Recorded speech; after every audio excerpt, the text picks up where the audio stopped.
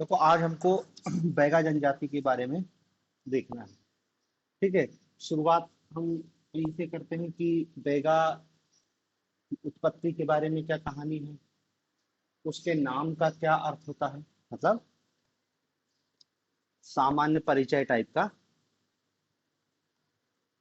उत्पत्ति क्या है इनकी, बैगा शब्द का शाब्दिक अर्थ क्या है, अपने आप को ये स्वयं क्या कहते हैं, ये सामान्य बातें अपन देखते हैं।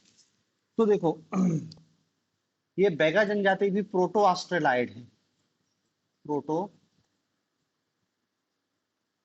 ऑस्ट्रेलाइड प्रजाति की जनजाति है। ठीक है। और ये जो बैगा जनजाति है, ये बैगा जनजाति प्रोटो ऑस्ट्रेलाइड मतलब जो गोंड जिस जनजाति समूह की, उसी जनजाति समूह की है। इस बैगा जनजाति को गोंड की उपजाति भी कहा जाता है।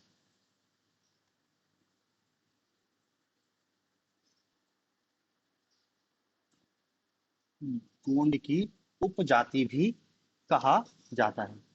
इस बैगा जनजाति को भारत सरकार द्वारा विशेष पिछड़ी जनजाति घोषित किया गया है। विशेष पिछड़ी जनजाति। ठीक है ना। देखो अपन ने गोंड भील दोनों पढ़ी है, दोनों में हमने नहीं कहा विशेष पिछड़ी जनजाति। भारत सरकार ने कुछ जनजातियों को विशेष पिछड़ी जनजाति घोषित किया गया है। जैसे जनजाति तो अपने आप में पिछड़ी होती है, लेकिन ये जनजातियों में भी और पिछड़ी है, इसलिए इनको क्या कहा गया है, विशेष पिछड़ी जनजाति। तो एक तो क्या हो गई आपकी बैगा, अभी और आएंगी जो विशेष पिछड़ी जनजाति के रूप में जानी जाती है। तो एक तो बैगा हो गई जो विशेष पिछड़ी जनजाति के रूप में जानी जाती है। फिर देखो ये बैगा अपने आप को जंगल का राजा कहते हैं। जंगल का राजा कहते हैं। बैगा जनजाति अपने आप को जंगल का राजा या प्रकृति का पुत्र कहती है। प्रकृति पुत्र, ये कोई और नहीं, बैगा ही अपने आप को कह रही है जंगल का राजा और प्रकृति पुत्र। वेरियर एल्विन मानव शास्त्री थे। वेरियर एल्विन ने बैगाओं के लिए जादूगर वैद्य या आदि स्वामी शब्द यूज किया गया है। जादूगर या वैद्य, जादूगर वैद्य एवं आदि स्वामी, आदि स्वामी शब्द का उपयोग किया है। और देखो वेरियर एल्विन ने ये शब्द यूज किया है, ये बैगा स्वयं अपने आप को कह रहे हैं, ये मानव शास्त्री समाजशास्त्री हैं वेरियर एल्विन, उनने शब्द यूज किया। दोनों में अंतर समझना। फिर ये तो बैगा की बात है। इस बैगा शब्द का शाब्दिक अर्थ, बैगा का अर्थ होता क्या है, शाब्दिक अर्थ। तो देखो बैगा शब्द का शाब्दिक अर्थ होता है पुरोहित। पुरोहित, बैगा शब्द का शाब्दिक अर्थ होता है पुरोहित, इसलिए इनको पंडा या बेवात भी कहा जाता है।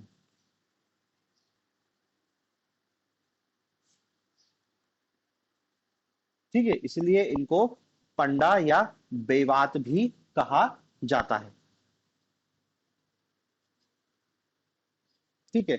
और देखो कल अपन ने गोंडों में भी पढ़ा था कि गोंडों के परंपरागत पुरोहित बैगा ही होते हैं। ठीक है ना। तो शाब्दिक अर्थ ही पुरोहित है, इसलिए गोंडों में जो बैगाओं को पुरोहित के रूप में जाना जाता है, और इसलिए बैगाओं को गोंड की एक उपजाति के रूप में भी चिन्हित किया गया है। पुरोहित क्या कहते हैं, देखो जादूगर भी कह रहे हैं, वैद्य भी कह रहे हैं, पुरोहित भी है, पंडा भी है, जंगल का राजा भी है, प्रकृति का पुत्र भी है। इन्हें धरती पुत्र भी कहा जाता है। धरती पुत्र, धरती पुत्र भी कहा जाता है, या फिर बिछावर कहकर भी संबोधित करते हैं। बिछावर कहकर भी संबोधित करते हैं। ठीक है। तो देखो ये तो सामान्य सी बात हो गई शाब्दिक अर्थ को लेके। देखो शब्दों को ध्यान रखना, ये दो शब्द बैगा स्वयं अपने अपने लिए यूज करते हैं, ये दूसरे लोग उनको कह रहे हैं, ये वेरियर एल्विन ने कहा है, और ये बैगा का शाब्दिक अर्थ है।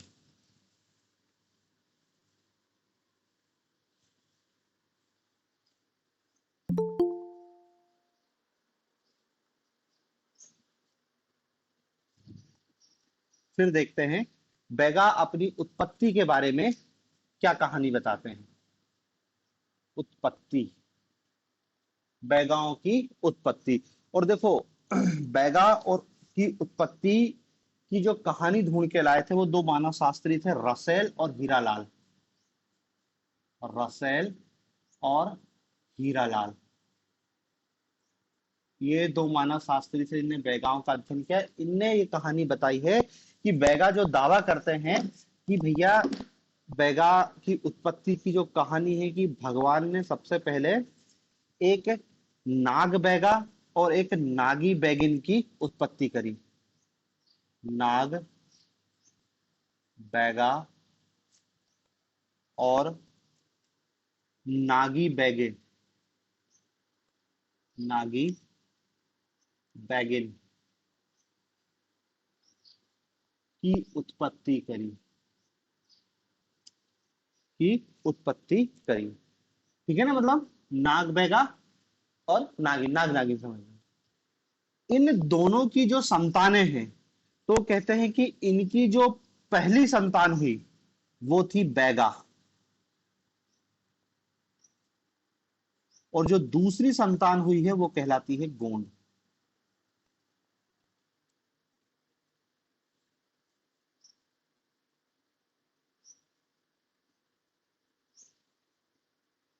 ठीक है, तो बैगा और गोंड जनजाति का जैसे भाई भाई कह रहे हैं अपने आप को कि सबसे पहले नाग नागिन, उन्हीं से जो बैगा और गोंड की उत्पत्ति हुई है।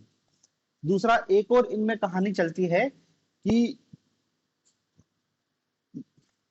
ये जो नाग बैगा है, नाग बैगा ने कौआ कुंवर,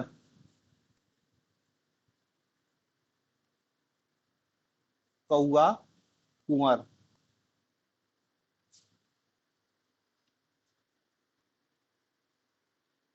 ये शब्द याद रखना, कौआ कुंवर, इसको धरती पर ढूंढने के लिए भेजा था। और इसी से फिर क्या है, बैगाओं की उत्पत्ति हुई। इसलिए क्या है, बैगा जनजाति में कौआ का विशेष महत्व है। बैगा जनजाति में कौआ का विशेष महत्व है। ठीक है, फिर ऐसी एक और कहानी है कि ये जो नाग बैगा है, इस नाग बैगा ने पृथ्वी की उत्पत्ति की या पृथ्वी को बनाया। नाग बैगा ने पृथ्वी को बनाया, ठीक है ना। इसलिए उसको ये भूमिक भी कहते हैं। भूमिक, भूमि को बनाने वाला, इसलिए क्या भूमिक शब्द भी यूज करते हैं। नाग, नाग की बेटी है पृथ्वी, भूमिक। नाग ने ही उत्पत्ति करी है, तो नाग की क्या है, ये बेटी है। नाग बैगा की बेटी है पृथ्वी। और इसलिए क्या है, ये पृथ्वी पर हल नहीं चलाते।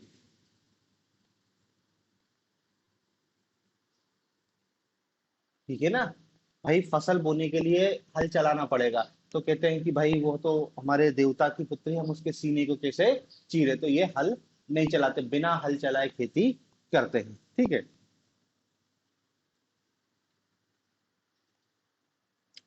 तो इतनी जनजाति, वो इतनी बात उत्पत्ति के संदर्भ में है। मेन यही है, नाग बैगा और नागी बैगन, और उन्हीं की ये कहानी है कि वहीं से बैगाओं की उत्पत्ति हुई है।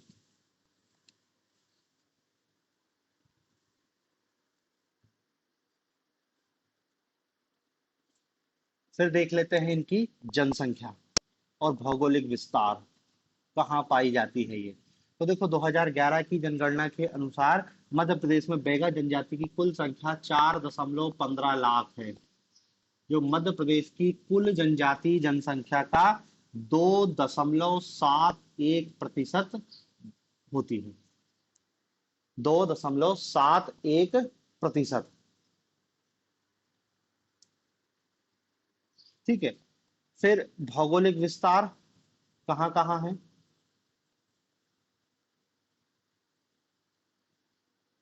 तो देखो भौगोलिक विस्तार इनका मुख्य रूप से है डिंडोरी,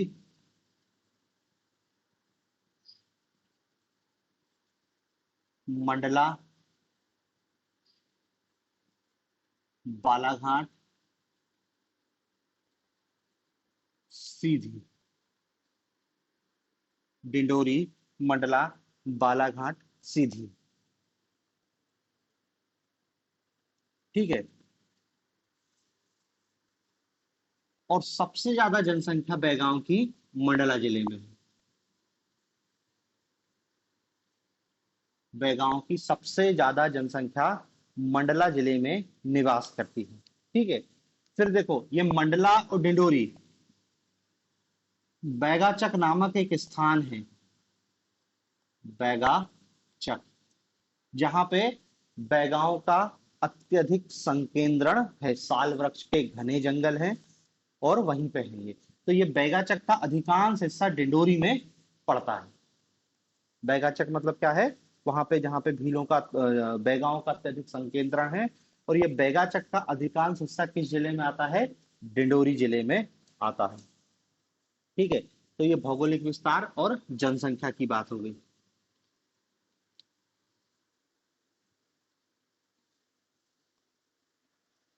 फिर शारीरिक विशेषताएं तो कुछ विशेष नहीं है, सीधी वही की वही बात है, तो अपन नहीं लिख रहे हैं। अपन तो सीधे क्या है, उपजातियां पर आते हैं। उपजातियां, बहुत सारी उपजातियां हैं बैगांव की। भरोतिया, भरोतिया, नरोतिया, भरोतिया, नरोतिया, रेमैना, रैमैना, रेमैना, या इसको रायमैना भी कहते हैं। कठमैना,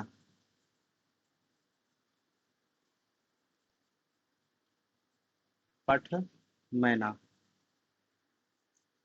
नाहर,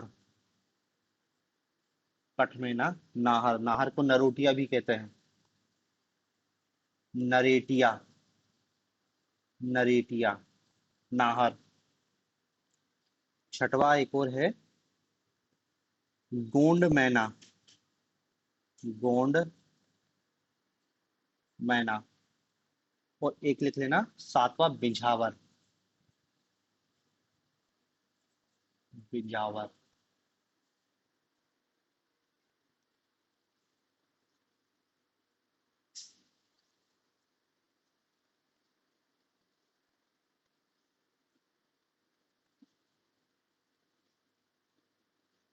ठीक है। देखो इसमें ये जो भरोतिया होती है ना, इसके बारे में एक लाइन जान लो। भरोतिया, भरोतिया का मतलब होता है भरण पोषण करने वाला। भरण पोषण करने वाला, भरण पोषण करने वाला। और ये जो भरोतिया जनजाति है, इनको बेगांव में उच्च स्थान प्राप्त है। ठीक है ना, मतलब ऐसी उपजाति है जिसको बेगांव में उच्च स्थान प्राप्त है, वो क्या है? भरोतिया है। ये जो गौंड मैना है, इनको बेगांव में निम्नतर स्थान प्राप्त है, निम्नतर स्थान प्राप्त है।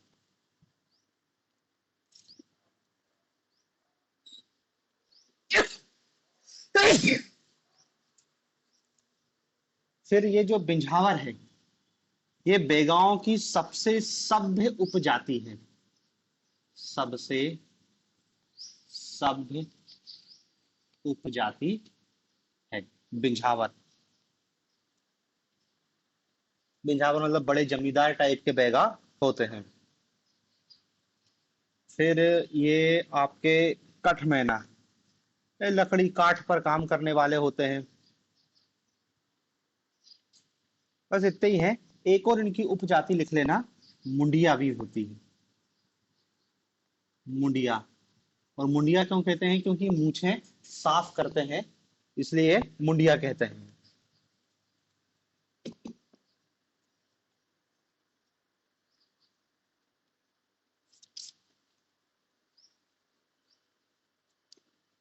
ठीक है। तो ये इसकी उपजाति है, भरोतिया, नरोतिया, रेमैना, कठमैना, नाहर, गोंडमैना, बिझावर और मुड़िया। उपजाति के बाद देख लेते हैं बैगांव में गोत्रों की क्या बात है।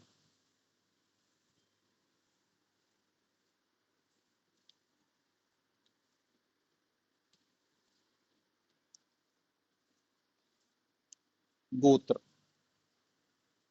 तो देखो बेगांव में गोत्र जात कर्म के आधार पर, जात कर्म के आधार पर जो गोत्र होते हैं वो कहलाता है हाड़ा।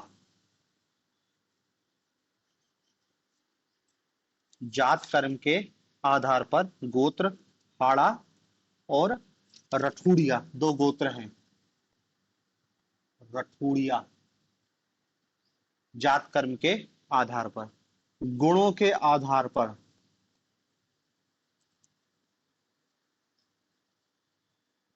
गुणों के आधार पर गोत्र है निधुनिया।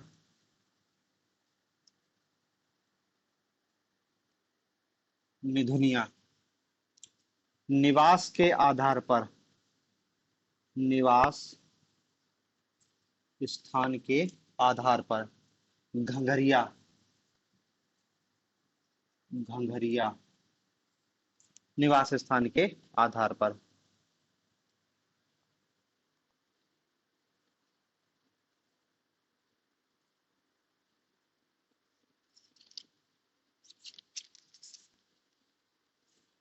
ठीक है, तो ये उनकी उपजाति और जात कर्म हो गए। अब बैगाओं के अपन सामाजिक जीवन को, पक्षों को जानते हैं कि सामाजिक जीवन कैसा है बैगाओं का।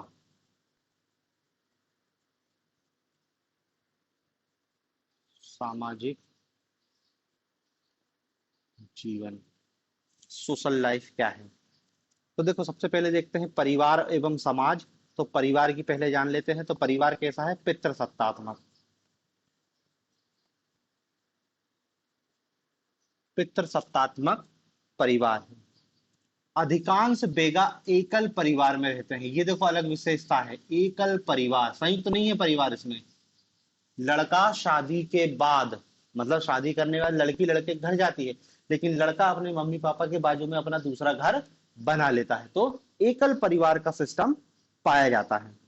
तो फिर माता पिता स्वेच्छा से अपने पुत्रों के पास रह सकते हैं, जिसके चाहे उसके पास रह सकते हैं। ठीक है ना। और पितृसत्तात्मक है, लेकिन महिलाओं का भी पर्याप्त सम्मान है। बाकी जो जनजातियों में महिलाओं के सम्मान की विशेष व्यवस्था रहती ही है। परिवार में बस इतना ही जानना है। अब देखते हैं इनका सामाजिक संगठन। समाज, सामाजिक संगठन। तो देखो बैगाओं के सामाजिक संगठन में वही पंचायत की व्यवस्था है, पंचों की व्यवस्था है। और पंचों की बैठक को, पंचों की जो बैठक होती है, पंचों की बैठक के लिए शब्द है मांदो। मांदो कहते हैं, पंचों की जो बैठक होती है उसको मांदो कहते हैं। ठीक है। पंचायत में 5 प्रकार के पंच हैं।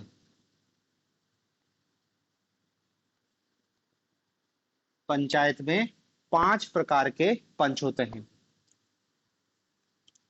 पहला होता है मुकद्दम। मुकद्दम, मुकद्दम क्या, गांव का मुखिया। गांव का मुखिया को मुकद्दम कहते हैं।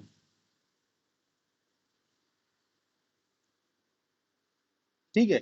अब गांव का मुखिया तो सब कुछ यही है, परंपरागत होता है, सरकार द्वारा भी इसको मान्यता प्राप्त होती है। पूरे गांव का मुखिया होता है, गांव में जो भी महत्वपूर्ण काम होता है, इवन बारात की अगवानी से लेकर सरकारी कामों का प्रमुख मुकद्दम को ही मानते हैं। दूसरा पंच होता है दीवान।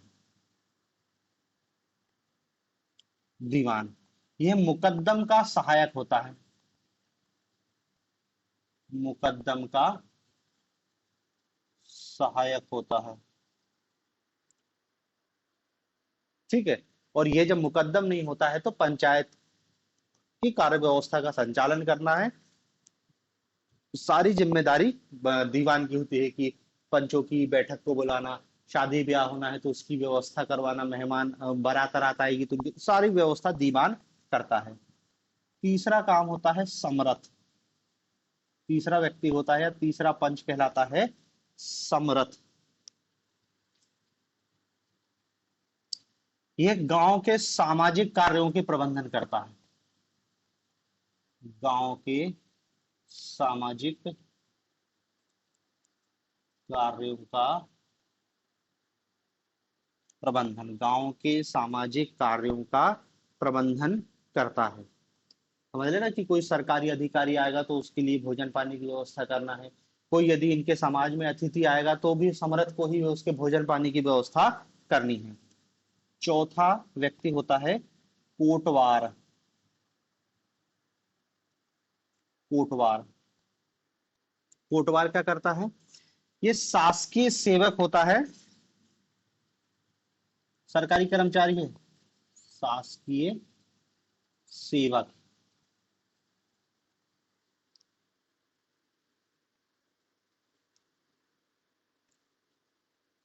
अब देखो ये शासकीय सेवक है, तो कोटवार की जिम्मेदारी है कि जन्म और मरण की जानकारी सरकार को उपलब्ध कराना।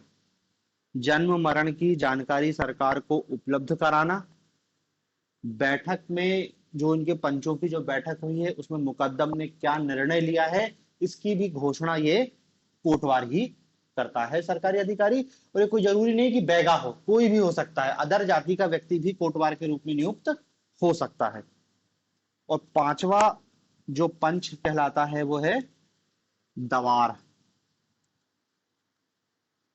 दवार ये क्या है? पुरोहित या पंडा है, ये पूजा पाठ कराता है। पुरोहित या पंडा पूजा पाठ कराने की जिम्मेदारी होती है। इसको भूमिया भी कहते हैं, एक नाम और मिलता है इसका, भूमिया। ठीक है। तो देखो ये इनके सामाजिक जीवन के बारे में इतनी जानकारी है, बस आपको कुछ नहीं बताना है। पंचों, पंचायत व्यवस्था में 5 पंच होते हैं, उनके अलग अलग नाम है, उनका अलग अलग काम है।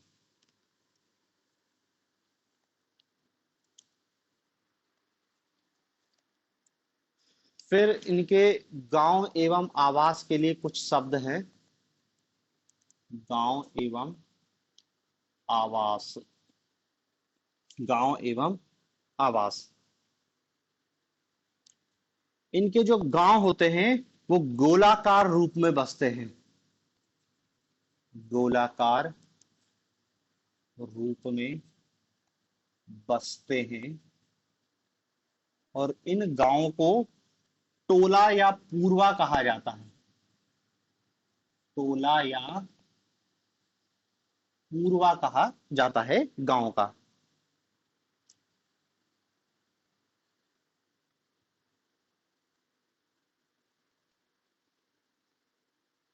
ठीक है। फिर जो पूरा गांव है, एक खड़ी लकड़ी, एक खड़ी लकड़ी की सुरक्षा दीवार से घिरा होता है।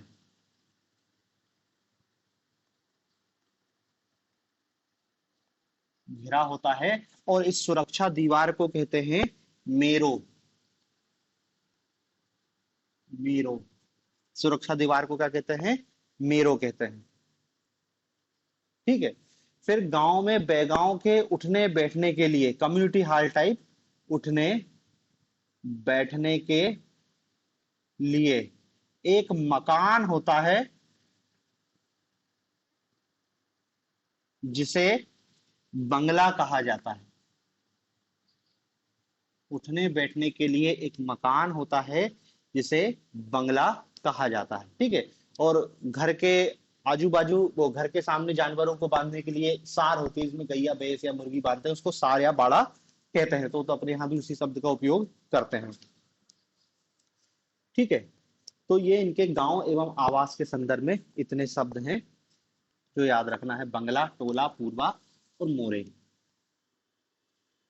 फिर इनके वस्त्र एवं आभूषणों को देख लेते हैं। वस्त्र एवं आभूषण, वस्त्र एवं आभूषण।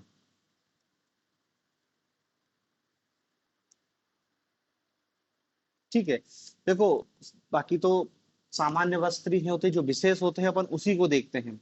यहाँ पे महिलाएं एक साड़ी पहनती हैं घुटनों के ऊपर तक, जिसको कपची कहते हैं। कपची, ये क्या है? साड़ी है जो घुटनों के ऊपर तक पहनी जाती है, घुटनों के ऊपर तक एक साड़ी पहनी जाती है, जिसे कपची कहते हैं। महिलाएं गले में, गले में सुतिया,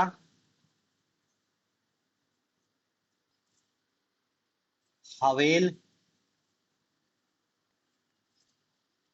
और हरैया नामक आभूषण पहनती है।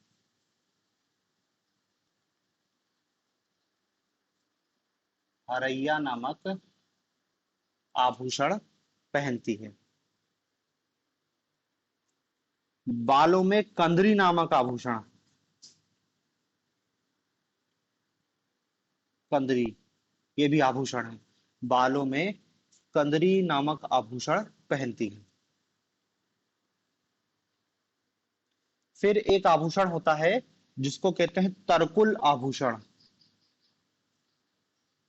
तरकुल आभूषण, और ये तरकुल आभूषण क्या है? मंगलसूत्र के समान है, मतलब विवाहित स्त्री को पहनना आवश्यक है, वो उनके सुहाग की निशानी है, विवाहित स्त्री के लिए अनिवार्य।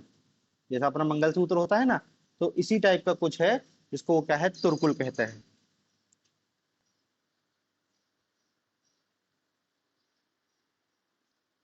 ठीक है, तो वस्त्र आभूषण में बस इतनी ही विशेष चीज है, बाकी कुछ नहीं है।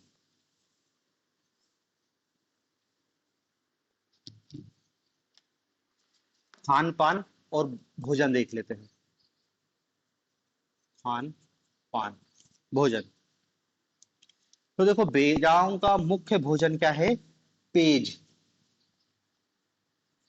पेज, ये बेगाओं का मुख्य भोजन है, जो कोदो, कुटकी और मक्का से बनता है। मोटे अनाज है, कोदो, कुटकी और मक्का से बनाया जाता है। ठीक है। फिर इनके तीनों टाइम के अलग अलग भोजन है। सुबह, सुबह का भोजन है जिसे कहते हैं बासी। दोपहर का भोजन है पेज, और रात्रि में बियारी। बासी, पेज, बियारी।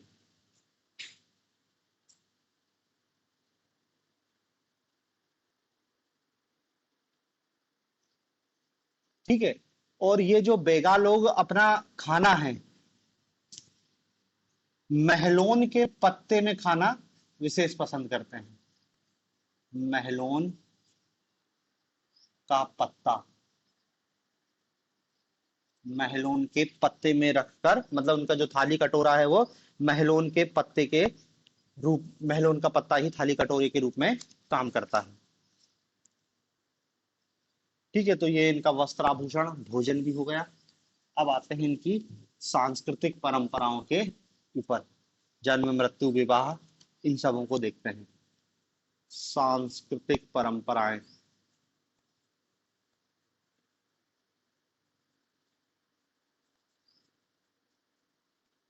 सांस्कृतिक परंपराएं,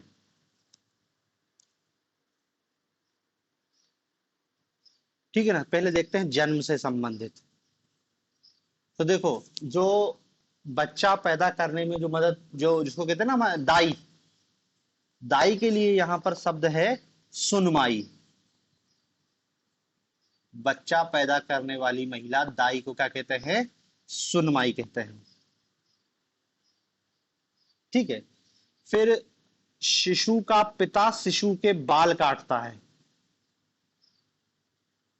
पिता शिशु के बाल काटता है,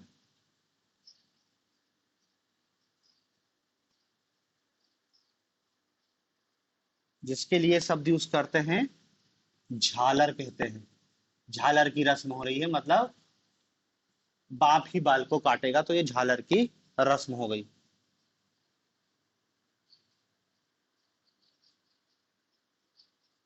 ठीक है। फिर बच्चे के गृह प्रवेश के लिए,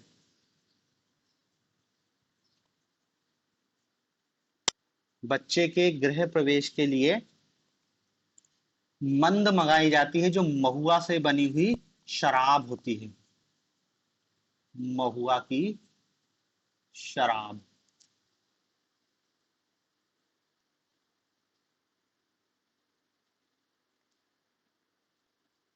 बस विवाह संस्कार में और ज्यादा कुछ नहीं है, इतना ही है।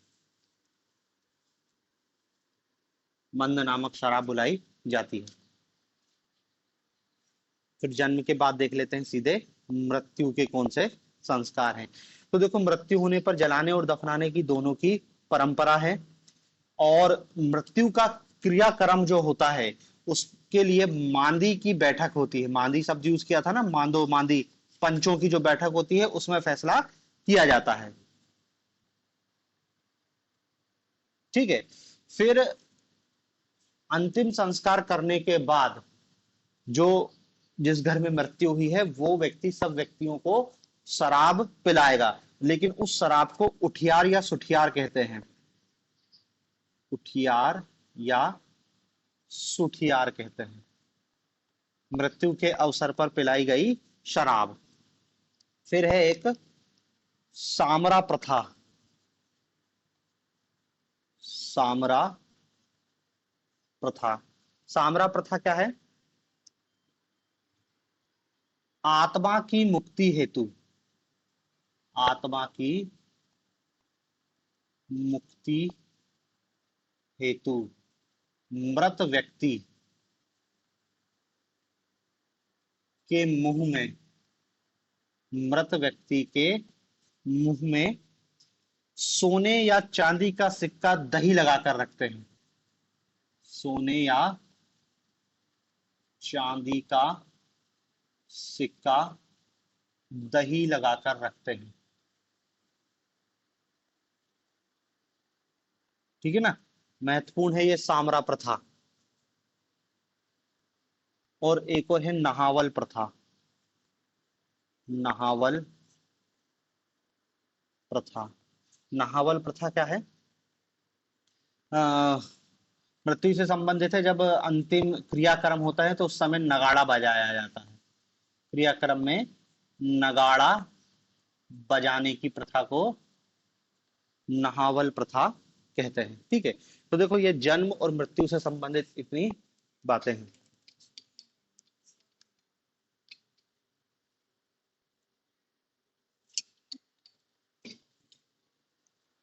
फिर देख लेते हैं इनके विवाह संस्कार।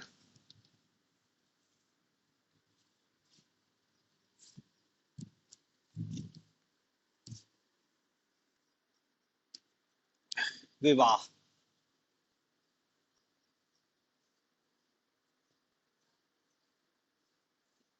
विवाह संस्कार।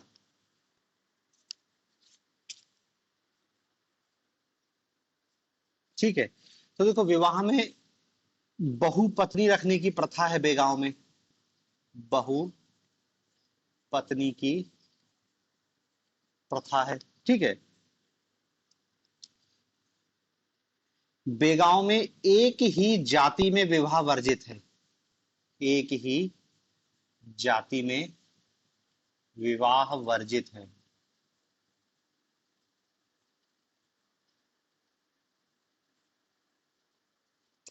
मतलब उनकी उपजाति है ना, तो आपस में विवाह नहीं करती। लेकिन विवाह में एक ही गोत्र हो सकता है।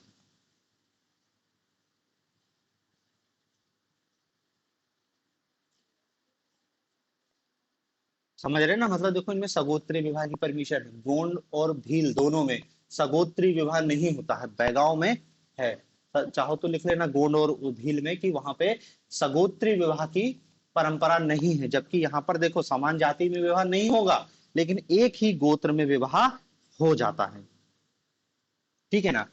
और यहाँ पर जब विवाह होता है तो दूल्हे को घोड़े पे नहीं बल्कि किस पे, हाथी पे बिठाने की परंपरा है।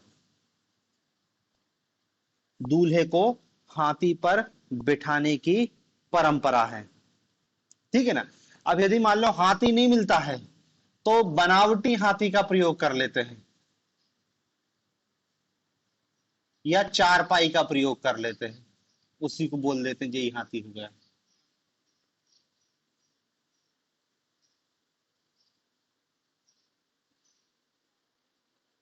ठीक है। फिर विवाह के समय एक रस्म होती है जिसको कहते हैं करस कौआ की स्थापना। करस कौआ स्थापना, ये विवाह से संबंधित बेगांव में होने वाला एक संस्कार है। ठीक है, करस कौआ विवाह में होने वाला एक संस्कार।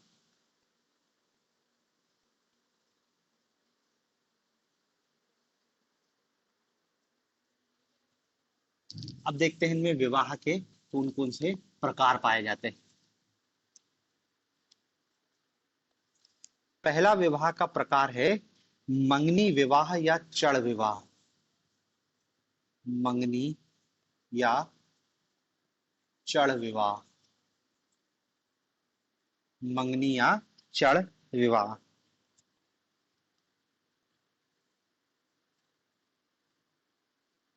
ठीक है। अब देखो, मंगनी और चड़ विवाह एक सामान्य विवाह है कि जो लड़के के घर वाले हैं, लड़के का पिता लड़की के घर जाता है और उनके आंगन में बैठकर प्रतीकों के माध्यम से स्वीकृति पूछता है कि भाई हमारा लड़के के लिए तुम्हारी लड़की का रिश्ता लेके आए, पसंद है या नहीं। प्रतीकों के माध्यम से ये सारी बातचीतें होती हैं।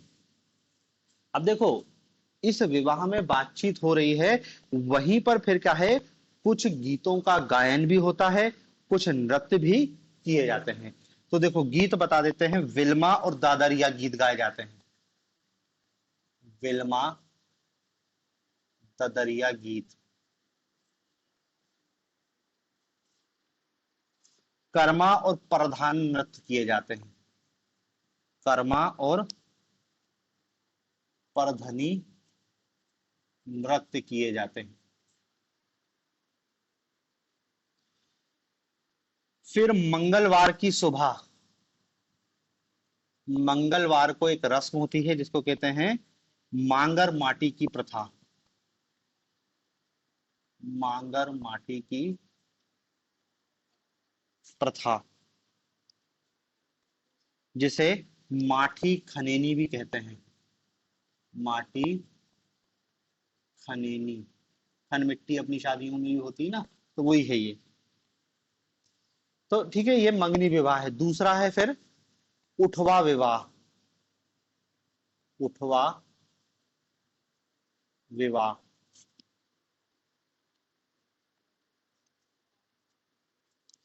उठवा विवाह, उठवा विवाह क्या होता है कि इसमें वधु पक्ष के सारे लोग सम्मिलित होते हैं तथा इस विवाह का पूरा खर्चा, विवाह का पूरा खर्च वर पक्ष द्वारा उठाया जाता है। वर पक्ष द्वारा उठाया जाता है। विवाह का सारा खर्च वर पक्ष द्वारा उठाया जाता है, इसलिए इसको उठवा विवाह कहते हैं। लड़की के पूरे खानदान शामिल होंगे लेकिन वो 1 रुपया खर्चा नहीं करेंगे। तीसरा है चोर विवाह। चोर विवाह। चोर विवाह में क्या है, दो ही लड़का लड़की भाग जाते हैं, लड़का लड़की अपनी मर्जी से भाग जाते हैं, चोर विवाह हो गया। चौथा लिखना पैठुल विवाह। पैठुल विवाह। पैठुल विवाह, इसमें क्या है, लड़की लड़के के घर घुस जाती है। लड़की लड़के के घर अपनी मर्जी से घुस जाती है और रहने लगती है, तो विवाह कराना पड़ता है, उसको कहते हैं पैठुल विवाह। फिर है लमसेना विवाह, पांचवा, लम सेना विवाह। गोंडों में भी देखा था लमसेना विवाह। लमसेना विवाह कहता है कि जब लड़के का पिता विवाह करने में असमर्थ हो जाता है, तो लड़का क्या है, लड़की के घर चला जाता है, वहां कुछ दिन उनकी सेवा करता है और इसलिए वो घर जमाई बन जाता है, उसको लमसेना कहते हैं। तो यही वो है लमसेना विवाह। फिर एक और विवाह का प्रकार होता है उधरिया विवाह। उधरिया, छठवा उधरिया विवाह। उधरिया विवाह में क्या होता है, लड़का लड़की के माँ बाप तैयार नहीं होते हैं तो रिश्तेदारों की मदद से शादी कर दी जाती है। रिश्तेदारों की मदद से शादी की जाती है। विवाह के युवक माता पिता दोनों तैयार नहीं होते हैं, उस स्थिति में ये विवाह किया जाता है। ठीक है, तो देखो ये विवाह संस्कार है, 6 प्रकार के विवाह संस्कार देखने को मिलते हैं।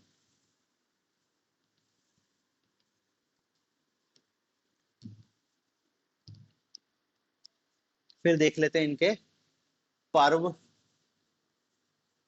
उत्सव, त्योहार। पर्व, उत्सव और त्योहार। सबसे पहला है इनका रसनवा, या इसी को रतौना भी कहते हैं। रसनवा या रतौना।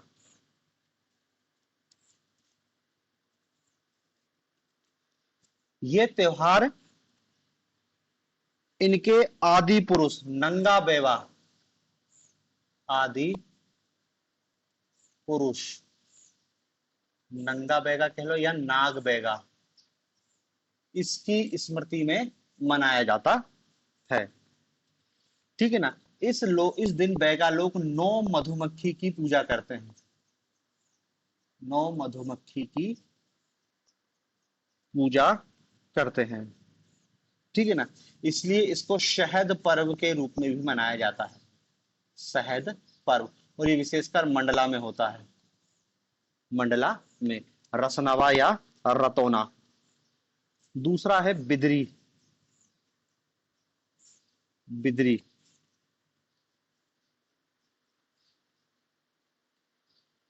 ये बीज बोने के पहले दिया जाता है। बीज बोने के पूर्व का त्योहार है, मतलब अच्छी फसल के लिए बिदरी त्योहार मनाया जाता है। फिर अगला त्योहार है नवा फसल। नवा फसल। नवा फसल। फसल कटाई का पर्व है। फसल कटाई का पर्व। ठीक है ना, कि फसल कटती है तो पहला अनाज अपने देवता को समर्पित करते हैं, तो वही है नवा फसल। फिर है छेरता। गोंडो जैसा ही है छेरता। बच्चे घर घर जाके अनाज मांगते हैं, उसे ही छेरता कहते हैं। और एक और है जवारा देवी पर्व। जवारा देवी पर्व। ठीक है ना। तो इतने पर्व और त्योहार मनाते हैं ये लोग।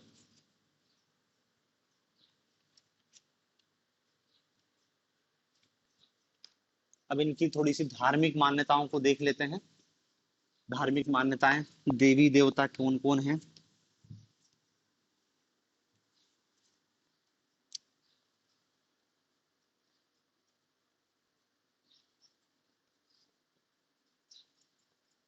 धार्मिक मान्यताएं, तो देखो धार्मिक मान्यता में भी यही है, वो आत्मावादी हैं, बहुदेववादी हैं, प्रतीक प्रकृति पूजक हैं।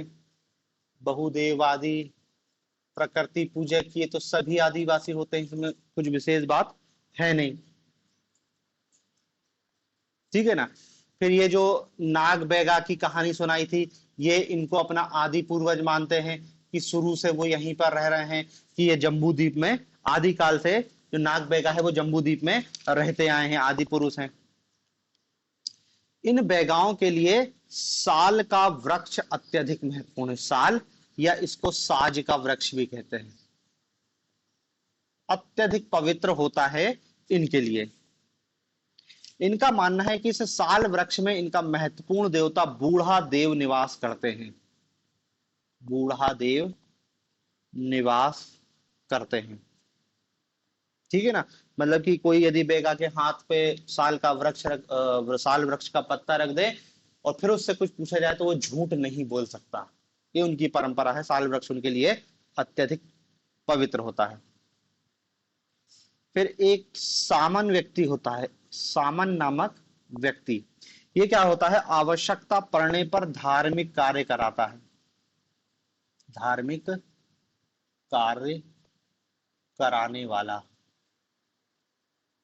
आवश्यकता पड़ने पर धार्मिक कार्य कराने वाले व्यक्ति को सामान्य व्यक्ति कहते हैं।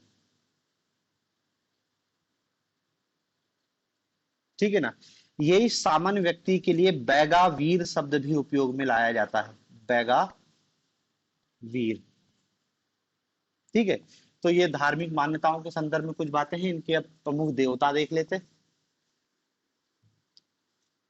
देवी देवता, सबसे पहले ठाकुर देव,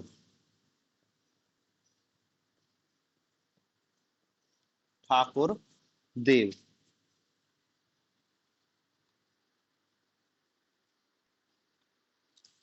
ठाकुर देव क्या है, उनके ग्राम या भूमि के देवता हैं, ग्राम और भूमि के देवता, ग्राम देवता या भूमि के देवता। और इनका जो निवास है वो महुआ के वृक्ष में माना जाता है, महुआ वृक्ष में ठाकुर देव का निवास होता है। इनकी पूजा 3 साल में की जाती है और सफेद बकरे की बलि दी जाती है ठाकुर देव। दूसरा है बूढ़ा देव, बूढ़ा देव। बूढ़ा देव क्या है, पीढ़ियों की रक्षा करने वाला, इनकी पीढ़ियों की रक्षा करने वाला, पीढ़ियों की रक्षा करने वाला ठाकुर देव, बूढ़ा देव सॉरी। फिर है दूल्हा देव, दूल्हा देव, बीमारियों से रक्षा करने वाला,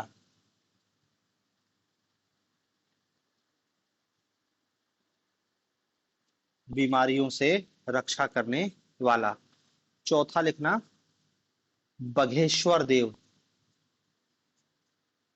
बघेश्वर देव। बघेश्वर देव क्या कर रहे हैं, खेती के देवता हैं, खेती के देवता।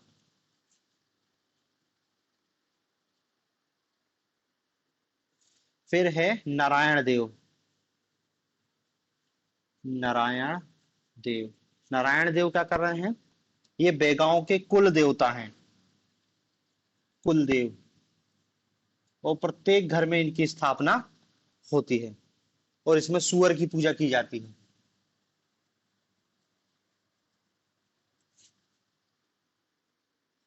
ठीक है। फिर है नागदेव, नाम से समझ आ रहा, सर्प नागेश्वर की पूजा की जाती है। फिर इन देवियों की बात है तो एक खैर माई, खैर माई। खैर माई क्या करती है, ग्राम देवी है, ये ग्राम देवी है और बीमारियों से भी रक्षा करती है, बीमारी से रक्षा करती है खैर माई। बंजारिन माई, बंजारिन माई वन देवी है, जंगल की देवी। और एक और होती है रात्रि देवी, रात्रि देवी। रात्रि देवी क्या है, रात में बेगांव की रक्षा करने वाली देवी।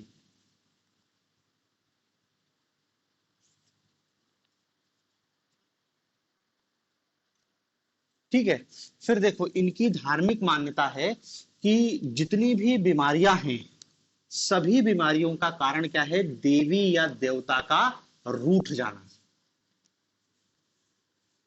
सभी बीमारियों का कारण क्या है, देवी देवता का रूठ जाना। ठीक है ना। जैसे यदि महारानी देव रूठ गई, महारानी देव रूठ गई तो चक्कर आना चालू हो जाएंगे। और यदि देशावरी देवी, देशावरी देवी या महारदेव, महारा देव, यदि ये रूठ गए तो उल्टियां आना चालू हो जाएंगी, उल्टियां आना चालू हो जाएंगी।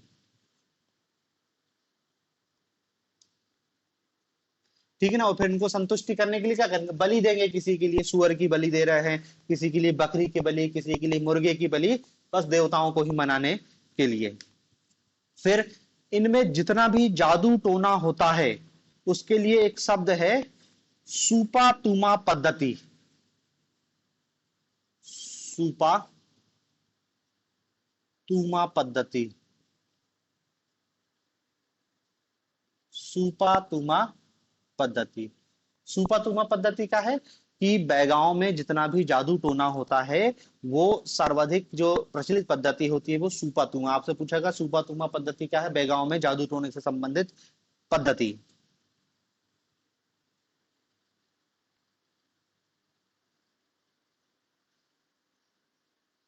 ठीक है। फिर जो बैगांव में गुनिया, गुनिया मतलब समझ रहे हैं ना, झाड़ फूंक करने वाला, जो गुनिया इलाज करता है वो छिरबरी घास रखकर करता है, छिर बारी घास, ये इलाज में इसका उपयोग करता है।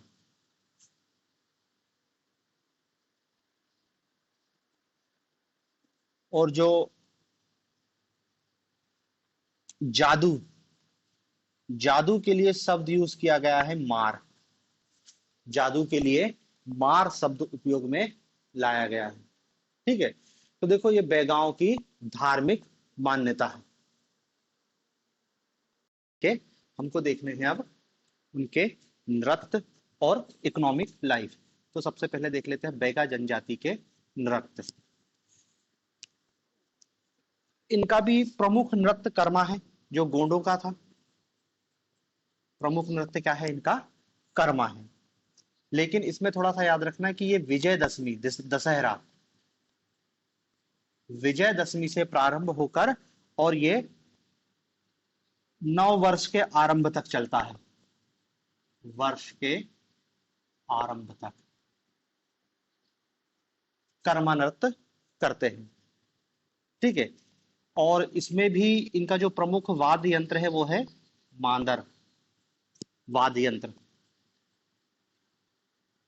प्रमुख वाद्य यंत्र मांदर है। ये भी वही 4 प्रकार का होता है, जैसे अपन ने कर्मा गान में देखा था 4 प्रकार का, वही है। कर्मा खरी एक टाइप है, दूसरा टाइप है कर्मा खाप,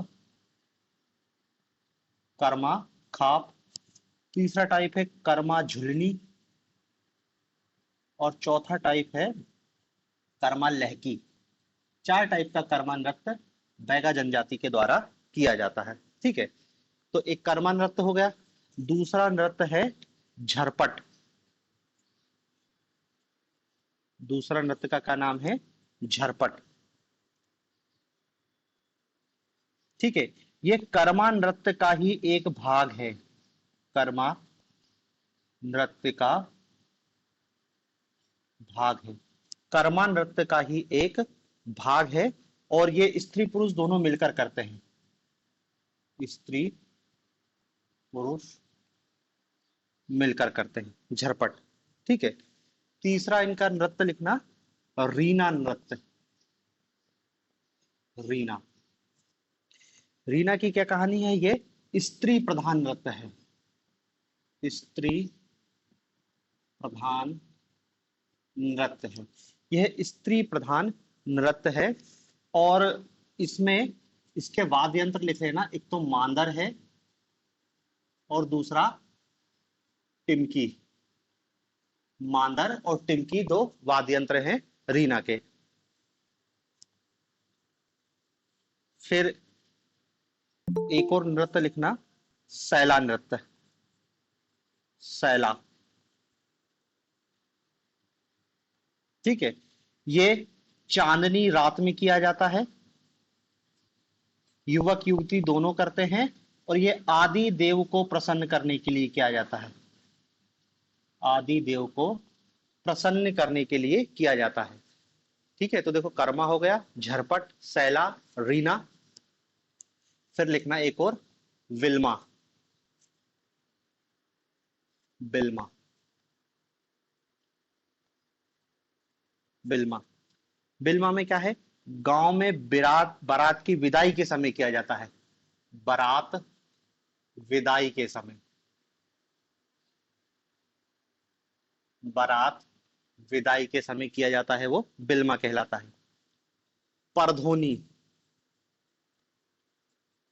परधोनी, परधोनी नृत्य है, यह भी विवाह के अवसर पर किया जाता है, परंतु ये बारात आगमन पर किया जाता है, बारात आगमन पर बैगा स्त्रियां करती हैं। ठीक है, दोनों ही शादी विवाह से संबंधित है, लेकिन एक बारात आगमन पर है और एक बारात की विदाई पर किया जाता है। ठीक है, तो देखो ये प्रमुख नृत्य है बैगा जनजाति के, कर्मा, झरपट, सैला, रीना, बिल्मा, परधोनी। एक दो नृत्य के नाम और लिख लो, जैसे एक नृत्य और होता है दादरिया, बस इसका नाम नाम लिख लेना, दादरिया। सुआ, भड़ोनी, ये प्रमुख नृत्य है। मतलब देखो क्या है ना कि एक तो सीधे क्वेश्चन यही आएगा कि निम्नलिखित में से कौन सा नृत्य किस जनजाति से संबंधित है, पूछ लिया उन्होंने कहा परधोनी नृत्य है, तो चार ऑप्शन दिए रहेंगे, वो चारों में से आपको चूज करना पड़ेगा। तो एक तो सिंपल क्वेश्चन यही है कि कौन सा नृत्य किस जनजाति का है, ये आपको याद होना चाहिए। कई बार थोड़ा सा क्वेश्चन और यदि डिटेल में पूछा उनने, तो ज्यादा से ज्यादा फिर ये पूछते हैं कि बैगा जनजाति में या फलानी जनजाति में ये नृत्य किस अवसर पर किया जाता है। और देखो जब अवसर वाली बात आएगी ना, तो वो बहुत स्पेसिफिक नृत्य होगा कि ये नृत्य केवल विवाह पे किया जाता है, या कोई गीत मृत्यु पर गाया जाता है तो विशेष हो जाता है थोड़ा सा, कोई नृत्य मृत्यु पे किया जा रहा है या विवाह पे किया जा रहा है, तो वो नृत्य फिर क्या है, ओकेजन पूछ लेता है कि ये नृत्य कब किया जाता है। बाकी तो क्या है, सारे नृत्य क्या है मूल रूप से उनके कॉमन होते हैं, कोई भी तीज त्योहार पर ही करते हैं, लेकिन जब कोई नृत्य विशेष रूप से है तब वो पूछा जाता है। तो आपको कम से कम ये तो याद होना चाहिए कि नृत्य विवाह से संबंधित है कि उत्सव से संबंधित है।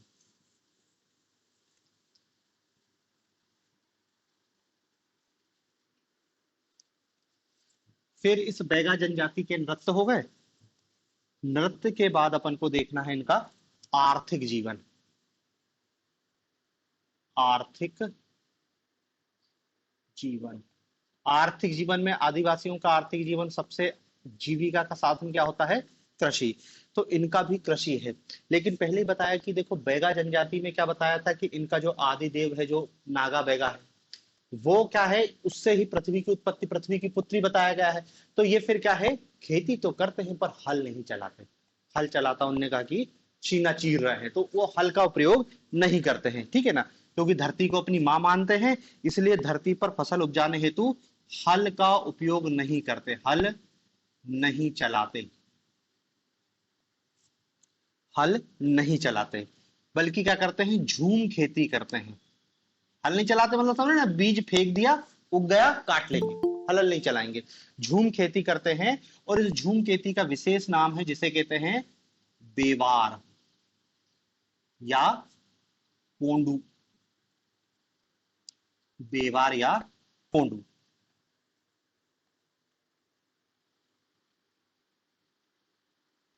ठीक है, तो झूम खेती का नाम है बेवार। देखो हर जनजाति की खेती में कुछ स्पेशल नाम है, तो वो पूछा गया है कई बार पेपर में। फिर इसमें इनकी कृषि है, बाकी तो देखो वही चीज है, कृषि, दूसरे नंबर पर मजदूरी, व्यवसाय, बाकी और इकोनॉमिक क्लास में कोई विशेष चीज है नहीं। बस ये है कि ये महलोन के पेड़ के पत्ते, महलोन के पत्ते, इसका विशेष रूप से संग्रहण करते हैं, इसी के ये दोना पातल और सारी चीजों को बनाते हैं, ठीक है ना। तो ये महलोन का पत्ते का उपयोग करते हैं अपने खाने पीने, और फिर दोना पत्तल बना के उसको बेचते भी हैं। फिर इनके मंडला में जो बैगाचक नामक स्थान है, बैगाचक मंडला का, वहां पर एक विशेष प्रकार की घास होती है जिसको कहते हैं गुनरी घास, गुनरी घास। बैगाचक नामक स्थान पर एक विशेष टाइप की घास होती है जिसको गुनरी घास कहते हैं, और इस गुनरी घास से वहां की महिलाएं क्या है, इसको वो गूंथ गूंथ कर और एक विशेष टाइप की माला बनाती है। तो बस आपको यही याद रखना है कि ये गुनरी घास है और इसको गूंथ कर एक विशेष टाइप की माला बनाई जाती है। कान में पहनने के भी आभूषण बनाए जाते हैं। और इसमें याद रखना, कान में पहनने का एक आभूषण बनाया जाता है जिसको कहते हैं तरकी। ये क्या है, कान में पहना जाता है।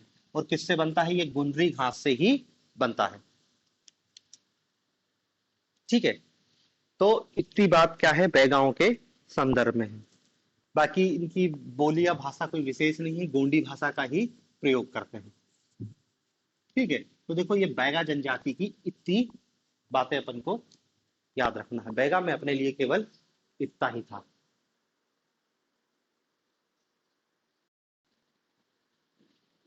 ठीक है, अब अगली अपनी जनजाति है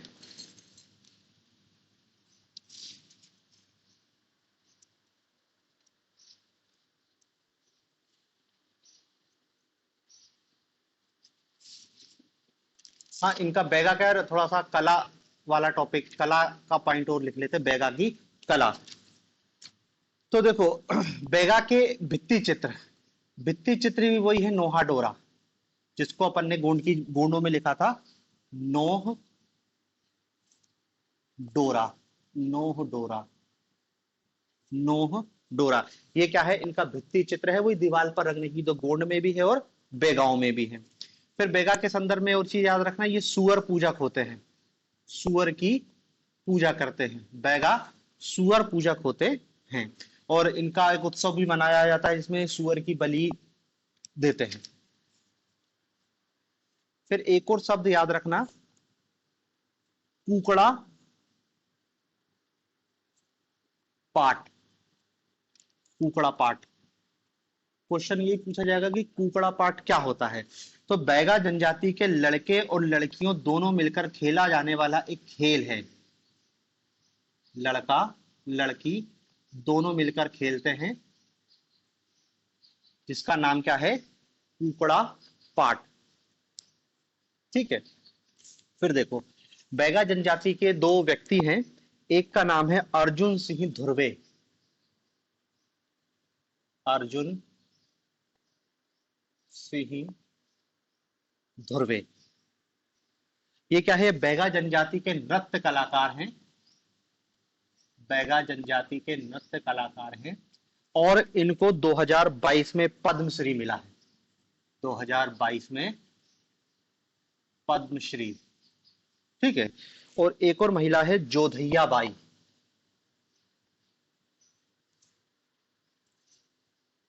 जोधैया बाई, जोधैया बाई। जोधैया बाई क्या है, ये भी जनजाति चित्रकार है और इनको 2023 में पद्मश्री मिला है, 23 में पद्मश्री। ये भी चित्रकार है, ये एक नृत्य कलाकार हो गया, और जोधैया बाई क्या है, ये चित्रकार है। ठीक है, बैगा जनजाति के चित्रकार हैं जिनको 2023 में पद्मश्री दिया गया है। तो दोनों नाम याद रखना। ठीक है, तो बैगा जनजाति में अपने लिए इतना ही काम का था।